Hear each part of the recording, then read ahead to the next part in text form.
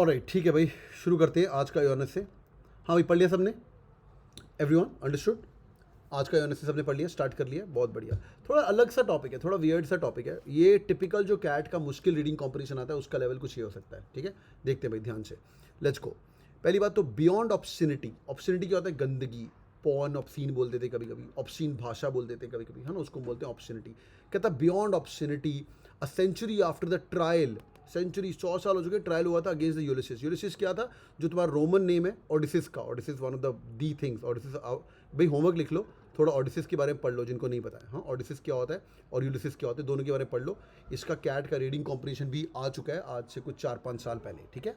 दोनों पढ़ लीजिए, ओडिसिस और यूलिसिस। बस विकीपीडिया में डाल के थोड़ा सा पढ़ लो होता क्या है। We must revisit the civil liberties arguments of its defender Morris Ernest. इसका डिफेंडर कौन था? मॉरिस अर्नेस्ट करके इंसान है, तो बोल रहा है कि उसको रिविजिट करना चाहिए एक बार। ऑथर के बारे में पढ़ते हैं, मुश्किल ये ऑनेस्ट से ऐसा ही होगा। Brett Gary is an associate professor of media cultural communication at the New York university. He is the author of the nervous liberals. कहता है जो लिबरल्स हैं काफ़ी नर्वस है। Propaganda anxieties from world war 1 to the cold war.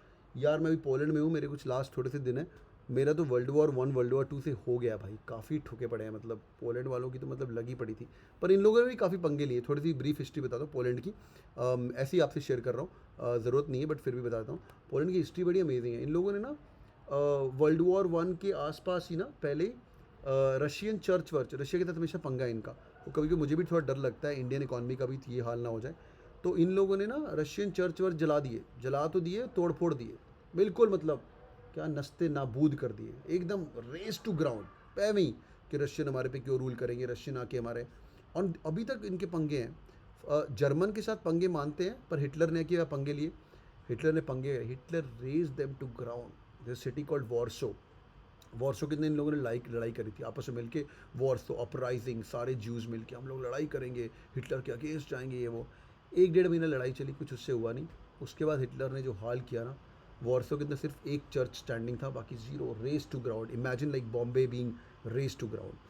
तो with my limited knowledge of Poland, I spend some time with the researcher as well. There was a lady who was doing research on Auschwitz and Hitler. मुझे लगता है पंगे नहीं लेने चाहिए यार। They use to be a good power once upon a time. इनके अलग अलग किंग होते थे, बहुत बहुत अमेजिंग किंग होते थे, पर इन्होंने पंगे लिए। यूक्रेन के साथ इनके पंगे, रशिया के साथ इनके पंगे, जर्मनी के साथ तो भाई तगड़े पंगे, फ्रेंच के साथ इनके और पंगे। कोई स्टेट को इन लोगों ने खुश नहीं रखा हुआ। तो जब तुम बड़े हो जाते हो ना, थोड़ी ईगो आ जाती है, मुझे लगता है। आई मे बी कम्प्लीटली रॉन्ग। अभी G20 चल रहा है तो बड़ी एक प्राउड फीलिंग आई ना अपने को बैठ के, यार, है ना, इंडिया इंडिया इंडिया। तो इंडिया बस अपनी चौड़ में पंगे ना ले ले बस किसी के साथ। तो इन लोगों ने देखो, वो बोलते हैं ना, जब हम ऊपर ग्रो कर रहे होते हैं तो जो लोग तुम्हारा साथ देते हैं ना उनके साथ पंगे लेने नहीं चाहिए, बिकॉज तुम ग्रो कर रहे हो, तुम चौड़ में हो। क्योंकि जब नीचे गिरते हैं ना, वही लोग रास्ते में मिलते हैं हमें, समझ आ रहा है?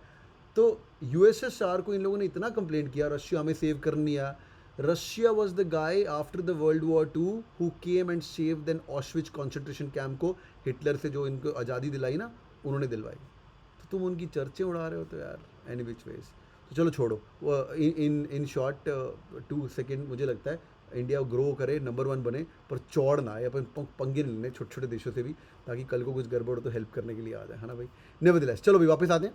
Let's go let's go let's go. Upon its publication on 1922, ये टॉपिक अलग है।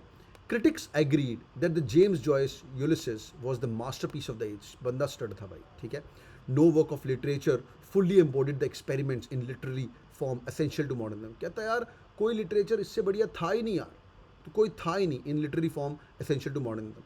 But even if its more ardent advocates, ardent मतलब बड़ी पैशनेट, जिलॉट, हाँ zealot, advocates had to admit to its many rebellism को इंपॉर्टेंट मार्क कर लो। रेबेलिज्म क्या होता है? कोई भी चीज़ जो कि रिस्के हो, थोड़ा अंदर सेक्सुअल कॉनोटेशन हो, थोड़ी सी एक्सूबरेंट हो, थोड़ी सी गंदा, थोड़ा सा गंदा वल्गर हो, वर्गर मूवमेंट। जॉयस रेवल्ड इन मतलब वहाँ पे जिया वो। Revelled in what Edmund Wilson in 1929 described as this gross body, the body of humanity. तो उसने बोल दिया भाई एडमंड विल्सन ने कि भाई ये तो बहुत ही ग्रोस बॉडी है, जो कि बॉडी ऑफ ह्यूमैनिटी है। As the literary historian Paul Vanderham asserts मतलब assertion, author is trying to assert something. ये भी tone of the reading comprehension है, काम आएगी बाद में। Tone of the author is assertive, मतलब ऑथर बोल रहा है यार ये ऐसा ही होना चाहिए। तो भाई वो बोल रहा है, Paul Vanderham asserts the obscenity in the Joyce work, जो उसके काम था जॉयस के काम के अंदर, is something more than the Victorian fantasy. Victorian मतलब जो हमारी क्वीन विक्टोरिया हुई है उससे भी ज़्यादा, है ना, related to the reign of the Queen Victoria etcetera. उसकी फैंटेसी भी ज़्यादा। ही ट्रांसग्रेस्ड, ट्रांसग्रेस मतलब होता है क्रॉस करना, बॉर्डर क्रॉस करना, क्वेश्चन आंसर करना, कुछ तो चीज़ को मिसबिहेव करना, हाँ उसको बोलते हैं। कोई कमिट करना, कन्फेस करना, कन्फेस नहीं, ऑफेंस को कमिट करना। He transgressed literary and moral categories and his book was in date profane. Profane मतलब गंदा, बैड, अगली, हेट, प्रोफेन गंदा, ठीक है, lewd.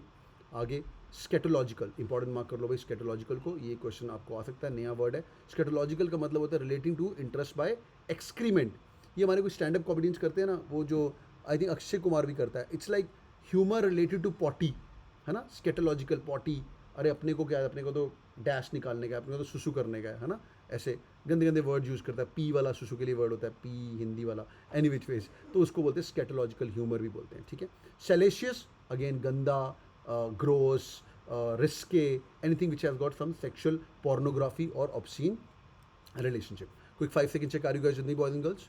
Yes or no? Quick 5 second check, all good? Yes or no? आज रात को सोने के पहले पढ़ के सोएंगे। मुश्किल रीडिंग कॉम्प्रिहेंशन इस लेवल का होगा जो चौथा रीडिंग कॉम्प्रिहेंशन होगा, ठीक है, बहुत बहुत बढ़िया है। हाँ भाई सृजन बहुत सही बोल रहा है, passage ultimately about the Joyce lover in parts in legalising the Ulysses, बहुत बढ़िया। मुश्किल रीडिंग कॉम्प्रिहेंशन